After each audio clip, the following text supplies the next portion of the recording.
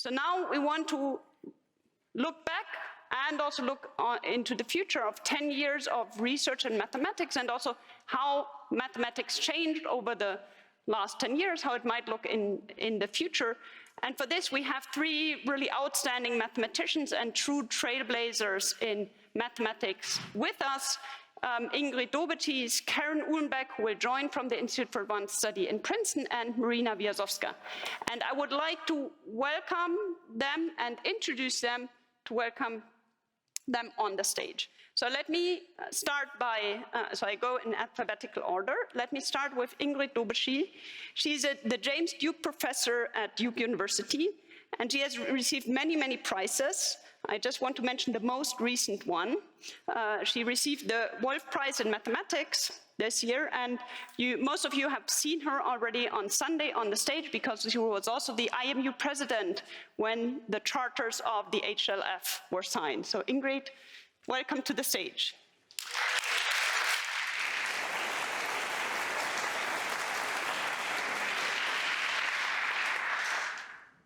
So the second, Karen Uhlenbeck, has a tremendous amount of also prizes and research work. She was the first woman to ever receive the Abel Prize in 2019.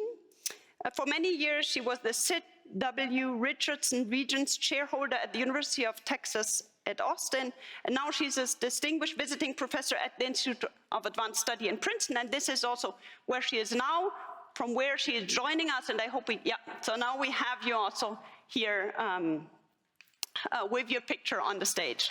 Welcome, Karen.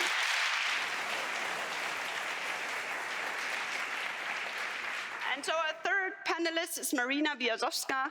She received the Fields Medal in 2022. She holds the chair of number theory at the EPFL in Lausanne. And actually, she was supposed to be in Princeton at that time. And it's one of the few cases where bureaucracy helped us. So we are very happy that she can be here with us today. Maryna, welcome.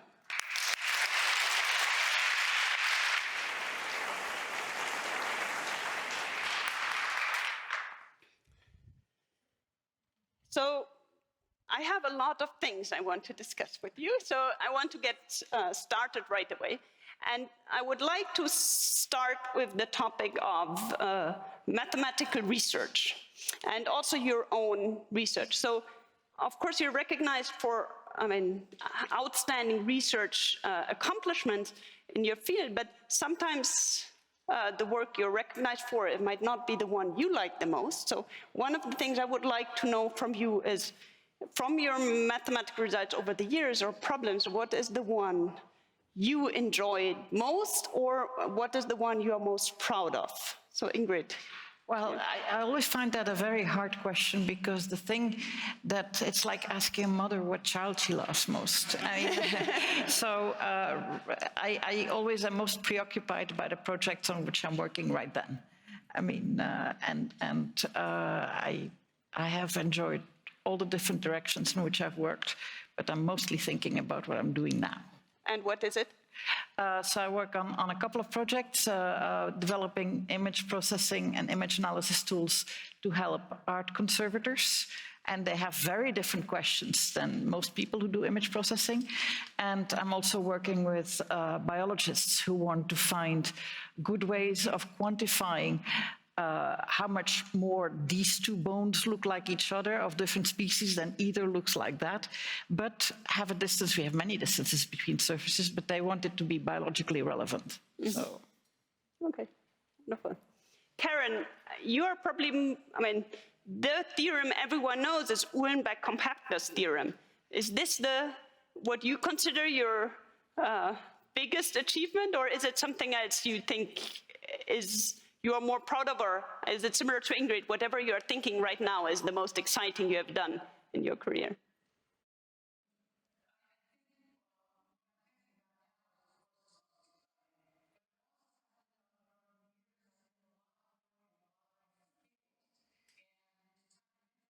Which are cited the most, and which I'm the most interested in. And basically, I have about 4 papers that are cited, and that's what I'm known for. And of course, I've written many, many more papers. The paper I always say that I'm proudest is Regularity for a Class of Elliptic Systems. This was a problem that arose in graduate school when I was actually trying to find functionals that satisfy the Palais-Smale condition in the calculus of variations. And of course, I could find such functionals, but they weren't the usual ones, and no regularity was known for p-harmonic maps between manifolds. And so I was determined to prove the regularity theorem. And in fact, after 4 or 5 years of work and doing other projects, I actually solved the problem. And it's a paper in ACTA. And it's the paper, it didn't get a whole lot of recognition, except by a few, I think people like Yao noticed it. And I did get recognition from the right people for it. And it's what proved to me that I was a mathematician. I mean, and of course, like Ingrid, I'm most interested in what I'm doing now, and I'm actually delighted to say that it has some topology in it, because I've always liked to do problems in the, and it's not a PDE, it's a question of finding best Lipschitz maps between surfaces, and it ties in with Thurston's theory. And I'm very excited about it because I get to learn new things, and I don't really know how important it is. I tend not to think about how important it is, but how interesting it is to me. Yeah. Anyway, so but I can have to that say topologists find it, people in the area of Thurston's area find it very interesting, because this is an area which is close to my heart, and people are excited about you work with Daskaloupadas actually. So. Yeah, with a former student, by the way. That's, but it's amazing to me that I'm still doing research at my age. But I have to say my days are shorter, but I still have several hours every day to think about it. Now I'll say something about research. One of the things is I tend to like to work on problems that are hard and take a long time. And there's always a little sadness when I solve them, because I don't get to go back and look at it again and visit it again. Anyway. Yes, thank you. So Maryna, you are well known for solving a long-standing conjecture. Is this the part of your work which you also think it's the most important, or the one you enjoyed most, or are there others? Yes, I definitely enjoyed solving the sphere packing in 8 dimensions. Maybe one reason is that many things fall together perfectly so that the problem can be solved, and it's just maybe not so much about me or just about the nature of this problem that it is so beautiful. And maybe also I think the theorem I like a lot is maybe the first theorem I was ever able to prove myself, and maybe it's not as very well known, or did not drive that much attention, but this very, very feeling of that it's possible to prove new theorems. I think this is something that I remembered for all my life, and it's an incredible feeling. Yes. I think this is also a very nice message to the young researchers, because it's, what stage of your career were you? Do you remember when you proved your first? Was it? Yes, I think I was somehow still a bachelor student, and I was supposed to prepare for the exams, but I did not want to prepare for the exams, so I started working on a question. Mathematical question a friend of mine have asked me, and so like during one evening I just could come up with a proof technique that could answer his question or confirm his conjecture, and it was maybe a bit hurt a bit my mark on that exam later. But this was a great experience for me. So. Yes. Yes. I had forgotten, but I remember also the very first time I proved something, and I actually hadn't even realized I proved something new. I was trying to read a paper of somebody I was trying to work with, and I worked hard at trying to understand it, and then I did it and explained to them. I said, look, I really have understood now what you did there. And he says, that's not what I did. He says, that's something else. And it's very nice. You should write it up. Yeah, so sometimes proofs come unexpected. Yeah. So how do you go about picking a problem? Or do you know, I mean, there are plenty of problems we can work on and plenty of important or nice problems. How do you go about picking one? We know you get into interesting problems when you're bored by other things, right? Well, of the four of us, I think I'm the most applied one, and I like, and I'm very curious about many things. So I like talking with people in other sciences and trying to identify whether some of the problems they're describing to me might have a mathematical side to them, and then asking them whether looking at it that way would be interesting, and that's how things start usually. And I get enormous satisfaction from first of all doing that mathematization and then doing interesting mathematical things with it, and then feeding it back to the application. And if I'm lucky, then they are happy too. Yes. Yes. Maryna, you are probably, as a number theorist, further away from application. So, yeah, so here maybe just the problem has to be interesting and beautiful, and there should be at least a hope that it can be answered. So then it's worth to start trying to answer that question. And Karen, you worked on so many different areas. So how do you pick? How do you pick? Well, it's a little unclear to me. Not all the areas that I worked in panned out. You know, I worked on the calculus of variations and a lot about maps between manifolds and so forth. And I thought, well, this is a little boring. Maybe it'd be interesting to look at hyperbolic and dispersive equations. And I tried looking at that, and I realized that I didn't have any of the tools that I wanted. I couldn't see any pictures. I couldn't get any feel for the geometry of the problem. And I wrote a couple of papers with other people in this field, and then I dropped it because it seems that the geometry is for those equations is much more intimately tied up with the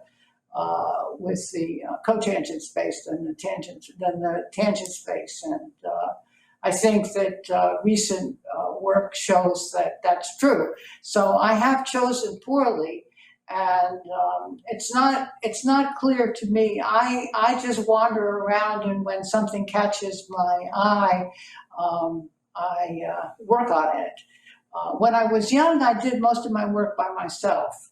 And in fact, I was in a situation, I was trained in global analysis, which is kind of a new field of actually applying techniques in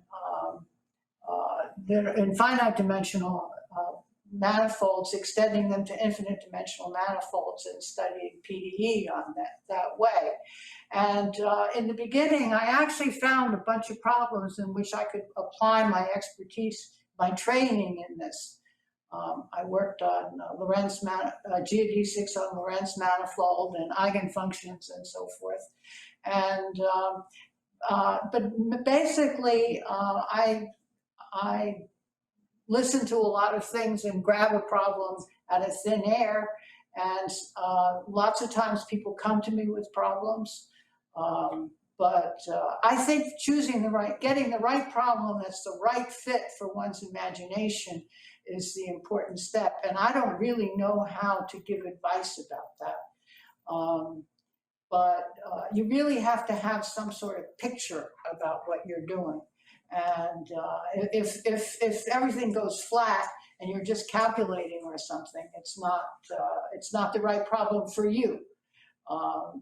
a mathematicians differ. I've had a lot of graduate students and they all think differently. And so I always think, what about the students in our classes? They all think differently too, and even really more differently than my students. But I think it's very hard to find the right problems that fit your what you understand, and it's mostly some sort of imagination or creativity you build up in your mind and you actually in your brain, and you have to actually fit that to some problem that's of interest to at least one other person. I don't tend to think too much about whether other people are going to be interested in the result. Anyway. As you alluded to in what you said, that in the beginning you worked a lot by yourself, now you also collaborate. So if we look back at the 10 years or even more of mathematical research, do you think mathematical research and the way people do mathematical research changed? So I think there are some studies we see more collaborative papers with more authors, less single author papers. Do you think it changed? I hope so. I mean, because I think it's very good. I mean, I think mathematics, even when people were writing a lot of single author papers, was already much more about communicating with each other and explaining things to each other than people realized. Because that's why you write a paper. I mean, once you have, well, that's what I find. Once I have solved the problem, the writing of the paper usually is a chore. Because, well, I know it now. Especially, except when you find a little problem and you have to tighten things down. But we write because we're part of a community and we communicate and we give talks and you explain. I had students who were very nervous about giving a job interview. They say, I don't know how to sell myself. You said, you're not selling yourself. You said, you're telling a story of why this was interesting. I mean, this was something you did. It's very good. It's nice. And you tell the story. Why? And so we tell stories. And that was already, I think, case. But I like the idea that we now are giving a more collaborative view to everybody. I mean, it's always true in any science that you have to spend some time by yourself thinking about it. I mean, you can't do everything in the middle of a conversation. But I think it's wonderful that there are more collaborations openly visible in the literature. Do you think technology also changed or will change the way we do mathematical research? Well, for me, technology has been very important. Some of the work I did when I built wavelets that are supported, wavelet-based support non-interval, I would not have done that work if I hadn't had computers. And in fact, I wouldn't have done that work if there hadn't been computer. I went to Courant. I came from Brussels. In Brussels at that time, we're talking a long time ago, when you wanted to do some computing, if you were not a computer scientist, you had to take your stuff under your arm and go to a computer room, a terminal room. And then if the terminals were all taken, you went back to your office. You waited till... And then I came to Courant and I had a terminal on my desk. I made an immense difference because I was then looking at problems I would not have looked at otherwise. I did the kind of experimenting that Dan Spielman was talking about this morning. And it was, yeah, I think for some people it has made a big difference. For me, it did. Just maybe want to say that the number theory also, this possibility to do computer experiments, they made a big difference. Maybe one beautiful example is Birch-Swinnerton-Dyer conjecture, which probably would not be discovered without possibility to compute things. And I think also now number theories took it further away. This is what played an important role in my work as well. So I think this ability of doing computer experiments, it's very very important and something very nice. And now we are giving much more possibilities, and so I'm excited to see what will come out of this. Yes. Yeah, I think it's exciting. So if we are here really different you come from different generations, really. So your careers look also quite different, but somehow I wonder if you look back to your career, and all of you had very successful careers, are there things, I mean, are there things where you say this was a pivotal moment, or are there things where you would say, in retrospect, there are things I would have done differently? So, Karen?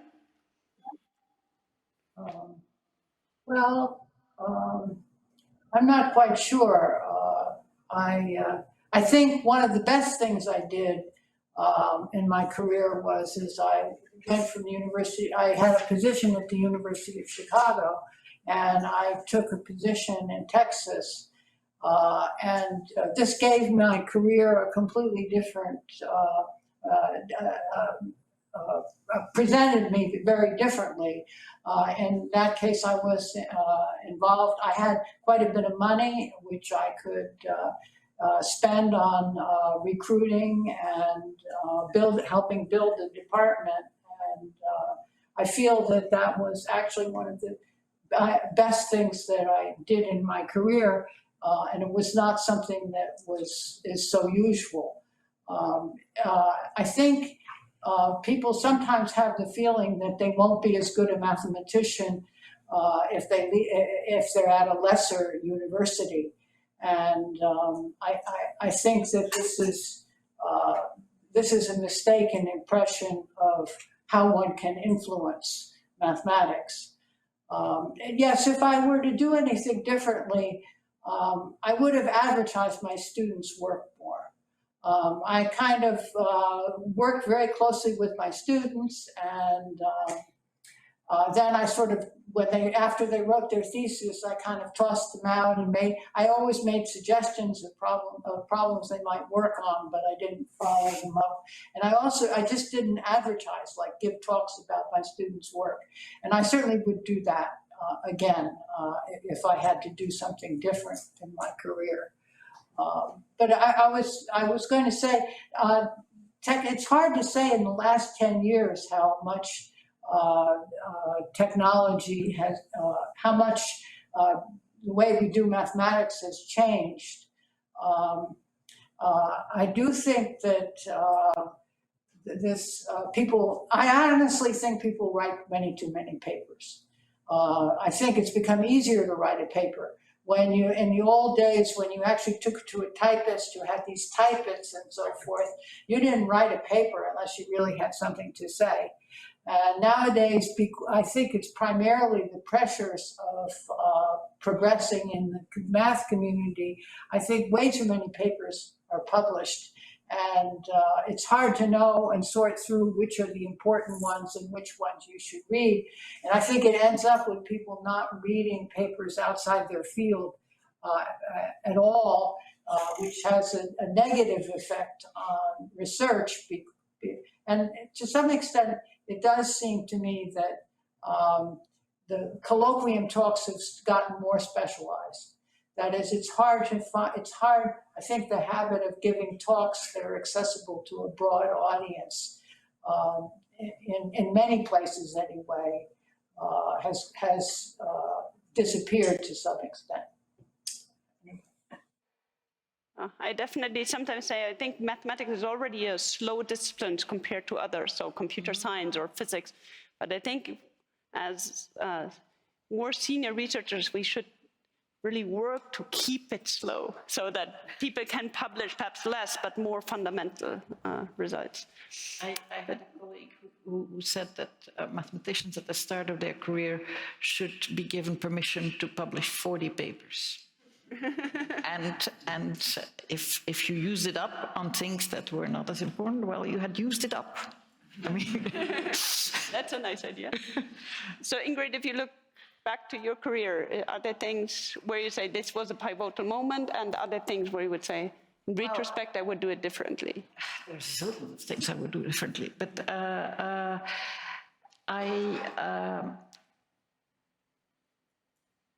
And with hindsight, there are moments that I can say were pivotal, but they didn't feel pivotal at all. I grew up in the field of mathematical physics. Actually, I have a background in physics. I'm only a fake mathematician. I have no degree in mathematics. And in mathematical physics, certainly at that time, people really felt, yes, you were doing mathematics rigorously, but you felt you appreciated especially things where the proof itself had some of the physical idea in it. It was not just a technical tour de force.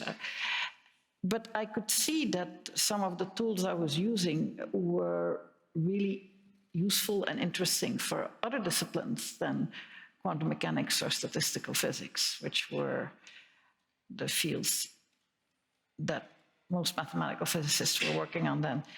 And I was interested in talking with engineers. And to some mathematical physicists, that seemed like a kind of betrayal. Oh my God, you're doing applied mathematics now? So I even proposed for one time at mathematical physics conference that they would also have guest speakers about inverse problems in optics. I said, it's physics, it's very mathematical. Oh, they say they have their own conferences. I mean, I've always tried to be much more inclusive, and I don't think it's good to define who you are by what you are not. And so, in the sense that I can see with hindsight that that was a pivotal moment, I started talking to engineers, and I did. But it felt like doing the same kind of thing as I was doing before. Yeah, that's nice. Maryna, you're much younger. You're in the youngest here on stage. But if you look at your career, are there pivotal moments where you, in retrospect, say this was very important? Yes, I don't know, maybe it's a bit like a life, like a Brownian motion, and maybe every point is at the end important. So it's hard to say, but yeah, so I guess somehow every moment of luck, and you can prove something, you understand something, it is a pivotal moment because it opens a lot of new ways to go. Also, as I said, like now there is a lot of emphasis on writing a lot of papers, but I think it's also important reading papers. So maybe each important paper or book we can read, it's also something that opens many doors. And so maybe in the way how we evaluate people, especially young people, maybe we should also take into account like not only how many things somebody has written, but also how many things somebody has learned. So it's yes, breadth. And I mean, I think goes from what, for example, Karen said before, when she said, I mean, I go around and then I pick what's interesting. So it's really good to expose yourself to a lot of mathematics, not only to very special ones, and can come in handy at later. Yeah. I don't know where ideas come from, and I think it is very good to go to talks that are not just in your own narrow specialty. I mean, but it's good for the speaker then to have spent some time on thinking about how to explain to people outside their narrow specialty, as Karen was saying.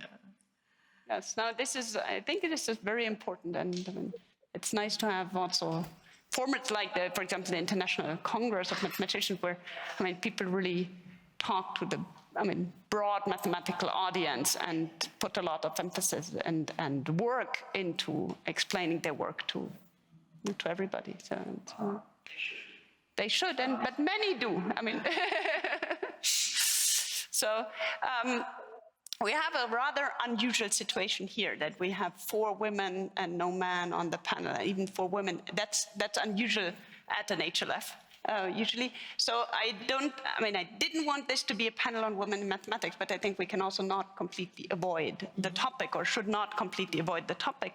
Also because, Karen and you, Ingrid, you have done a lot throughout your career to encourage young women to pursue career in mathematics, to really try to achieve their goals, their dreams, and go for it. So I'm interested in your opinion on how did the situation change over the years? what is the situation? What are things we can do better? So, Karen, do you want to start? Yeah, this is a very hard question for me to say. Certainly, at least there are women in all the pictures, in all the photos they take of math conferences. If you look at the old one, they're just all men. And I also like to point out, I don't know, the film Oppenheimer came out, about Oppenheimer came out, and it was a very well done description of what the scientific community looked like when I entered it in the 60s. All men, lots of smoking, lots of drinking, and everybody was much thinner too. It was, but for me, it was like I returned when a couple days later, I realized that I was I quite enjoyed the visit to my past when it was all men, and it simply was that way, and it is certainly not that way anymore. It's really hard for me to say what we did. In fact, I don't even have any idea how I did it, because when I started in mathematics, I certainly couldn't have the goal of becoming a professor. There just weren't women professors. I mean, there were very exceptional ones, but I never thought of myself as particularly exceptional. And so I don't really know how I did it. And I actually think it bears looking at, because it's important in the long run to know something about how scientists develop and how we also worry about now the lack of diversity. I mean, in the United States, you can even worry about the lack of people born in the United States in mathematics, for example. So all I can say is it's very different. It looks different. It feels different, but there's a lot of difference between how you feel at 30 and how you feel at 80. So a lot of what I perceive is through the change in me, in addition to the change in mathematics. And I don't think we did things perfectly. I think there's still and in fact, I find it in myself. I always tell this story. When you meet people, especially at the Institute, you're prepared to assume that this is a young person who has a fantastic career in front of them. And when I meet young women, I always have at the top of my head, how can I help this woman? And this is not a good, and I would maybe have that attitude a little bit towards men, but I myself do not have a particular, with my training and background, do not have a particularly healthy attitude towards these things. So I think it's a difficult question, and I think it might do for somebody else to tell us how we actually did it. From inside, I don't see how. Well, I can tell you, Karen, I mean, that when I meeting you and meeting Kathleen Moravec were really high points for me, because I had not met distinguished women mathematicians before. I mean, and I knew of you. You were these mythical griffins. I mean, and then you were. Not only did you really exist, and I got to meet you, but you were wonderful people. I mean, and that a bit had been my concern. I later realized that my perception had been wrong, but I had only read a little bit about Emmy Noether, who everybody, later I learned that she was a very warm person, but I didn't know, but what I heard was that some people called her der Neuter, which is the masculine pronoun. And I thought, oh my God, you have to to look and behave like a man in order to be successful in this field. And then you and Kathleen were not like that, and poof, it was a concern. I mean, it's actually, I didn't even realize there was a concern except by the relief I felt. Yes. So I was so relieved. I said, oh my God, I was worried about this. But then I was no longer, because I'd met you. So that was important. But it was also important to me that you conceived of this program this mentoring program for women, because you noticed that for the summer school at Park City, few women even applied. And so you thought of this way of encouraging them to form a little network among them by having this mentoring program. And then they no longer self-selected themselves out of the application process. And I thought that was brilliant. And because at the beginning, like many young women, I was a bit suspicious. I mean, why should there be a program for women in mathematics? It's the same math. I mean, there's nothing about feminine math. I mean, but then when you look at the numbers and the attitudes of people, which are cultural, of course, have nothing to do with mathematics, I realized that it was a brilliant thing, and that's how I started being active in this direction. I think it made really a difference. So let me tell you that I feel personally, of course, from the 70-year-old, no longer a 30-year-old, that I think it really had a big impact. Oh, and I mean, the Women in Mathematics program, which still runs at the Institute, it's had a huge impact, I think, and I mean, throughout the years, right? So Maryna, you're a much younger generation. How do you see the changes or situation? And yes, so I think that, of course, now we see more women in mathematics than before. At the same time, it's still maybe not that much as it could be. And so when I thought about this question, it seems that actually girls start disappearing from mathematics very, very early. So it's, even if you go as early as, I don't know, 12, 10 years old, depending on country and education system, it's already when somehow girls are missing, and then somehow they start, as they progress further, they disappear, and so there are still things to work on. to work at very really, young also, age. one thing is that I think that as we work on these questions, maybe personally my preference is to use maybe more softer methods, not something like quotas, or because those I don't know. But maybe those things are necessary in some very severe situations, but there are also rather brutal methods. So I would be in favor of some more softer ways to. I would completely agree with that. I mean, I think quota are not good. You should do the most to get the best women to apply and to continue. And I mean, at university, but also, I mean, at different levels at very young age. So I was very shocked once when my youngest daughter in daycare, the teacher told me, oh, now finally she plays with the girls. And I said, I don't care if she plays with the girls. She should just do what she likes, right? So I think it's a very important topic, but we see probably our situation nowadays is very different from what Karen experienced when she started her career. And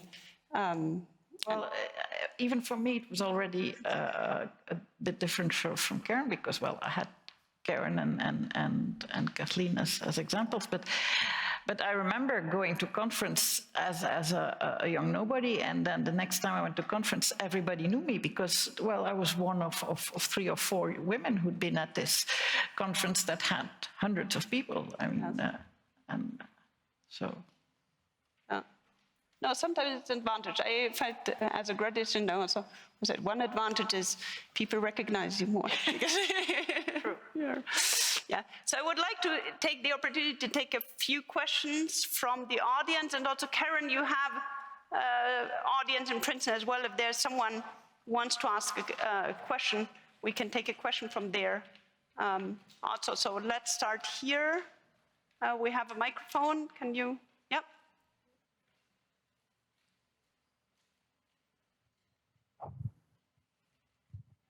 So thank you so much for such a wonderful conversation. I think you touched on a lot of important points, especially for us young researchers. Ms. Karen Uhlenbeck, at least twice during the conversation, you mentioned feelings such as, I didn't think I was particularly exceptional, and I only felt recognized as a mathematician when Yao recognized my work. Especially for young researchers, how do you deal in the beginning of your career with these feelings of inadequacy or imposter syndrome, whatever you want to call it, and how are you meant to stay motivated in the face of these feelings? Well, actually, that's a simple answer to me, and that is that I actually judged myself all the way through, from when I was discovered as a freshman, and I was grading linear algebra as a sophomore without ever having taken it, and I also took a graduate course as a sophomore. I was discovered, and I actually judged myself.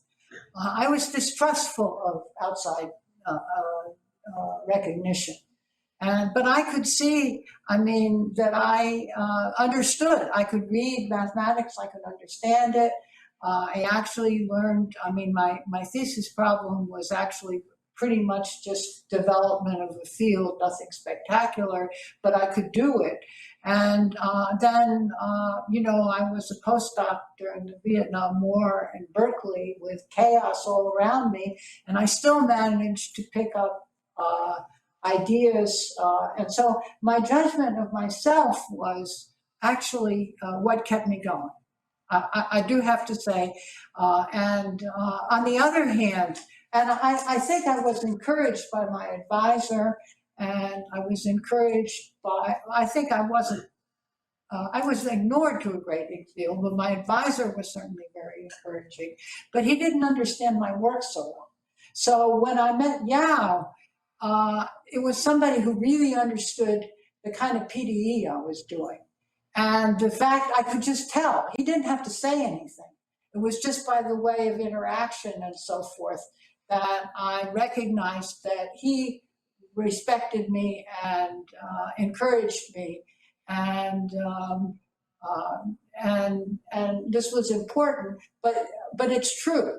I would not have succeeded if I didn't have my own compass and my own judgment, internal judgment, that I was doing okay. So I don't know how you get that. In fact, I'm the eldest of 4 children, and I remember my childhood is happy, and I learned. I remember good things, and I think I always thought I was fairly capable and thought well of myself.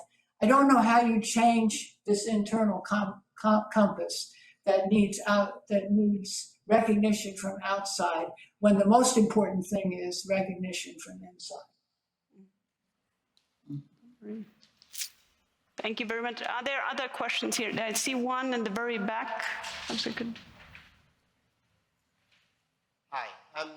So I wanted to say, as a young researcher, there's one piece of advice that we always get, which is to read math papers. This is very good for you. And so I wanted to ask, what does that mean to you? And also if you had any advice on how to go about doing this. So I didn't get, so can you repeat it? I didn't get the question completely. So Yes, of course. So it's about what does it mean to read a math paper, and also advice on how to do this. Yes. So what does it mean to read a math paper, and how do you read it right? So I always tell my students that you have to be very ornery, you have to take it apart. And well, first of all, most math papers you have to take apart because they're written that way. But you also say, oh my God, they make it so complicated. Does it have to be that complicated? And you try to do it more simply. And then you find the reason why they had made it complicated. So you learn what they had to fight against and how they subdued it. And so, yeah, so that's how I read and how I learn most from a paper. Yes, maybe I do it in the, maybe it was a bit similar to what Ingrid described. So when I read the paper, I usually read the statements and then try to prove them myself. And yeah, usually it's difficult. Of course, if it's a good paper, then it's difficult to do. And then it's possible to come back to original paper for some clues. And maybe I should confess that it rarely happens that I really finish reading paper completely. So usually I get, well, the information that I need before I finish reading everything, but then it's always possible to come back. So it's also nice. But also to discuss it with others. I mean, you learn a lot from talking about the paper with somebody else and saying, oh, and so on. Yeah. I think I agree with Marianne. That's the way I read a paper. You look at the beginning and you look at the main result, and then you look at a couple definitions, and then you actually, you try to prove, I always try to prove things myself. I wouldn't say it's as big, I just go off and try to work on it myself, and then I go back and look for hints at the paper. And it's not, I think that's the opposite. And the trouble is that there really are two different attitudes towards papers. And I want to write that way. That is, I want to write in a way that explains what's going on, but leaves the calculations to the reader. And my collaborators never agree with this attitude towards writing. They don't want to explain anything, and they want to put in all the details. And so, and I assume that's because they read papers that way. Like they actually read all the details in papers, which I would never do. So I think harder is to know what papers you need to read, but it's a real commitment of time to really read a paper. So I guess I don't know. It's just as important as finding a good math problem as what papers you read. So is there someone in Princeton with you, Karen, who would like to ask a question? Anybody want to ask a question? Want to hold up our end of things? No, apparently not. Okay, so then I would like to ask my last question to you. So we have a lot of young researchers here. So give one piece of advice, and you can choose between if you want to give a piece of advice to become a good mathematician, or if you want to give a piece of career advice, because this might not necessarily be the same. But you should tell us what you give advice for. So, I don't know, who wants to start? So. Okay, I'll start, because I've seen it happen. And the most important thing is not to let the world get to you. That is, this is sort of negative advice for career advice. Namely, it looks like when you look at what you're supposed to do, there's lots of hoops you have to go through. In fact, I had a young mentee who just got tenure, and she tells me that she was just about to quit mathematics because of all the service work which was demanded of her. And my statement, so she's doing fine, but she was becoming embittered by all these requirements. And my advice was that's the highest priority, was to prevent that from happening. Just don't do what they ask you to do, or change it to something you want to do or something, but don't let it get to you and embitter you, because I have seen that happen several times. And the pressures on young people are very, that seems worse now than it was, although there were periods in my career when there were just essentially no jobs, and that doesn't seem to be the case now. But still, it's very important to keep your soul. And so that means doing the enjoying some part of the mathematics you're doing and not letting the world get to you. And this goes along, by the way, with my comment that you have to have an internal motivation and an internal judgment. You can't actually let the world judge you or also tell you how to live your life. And so in a way, it's my advice is don't jump through too many useless hoops. Thank you. Ingrid? Well, it's hard. I agree with Karen that you have to have an internal compass, and you have to know that work is good or interesting. And for me, that means that I have a very interesting story to tell about it to other mathematicians. And on the other hand, I also think you shouldn't be too hard on yourself.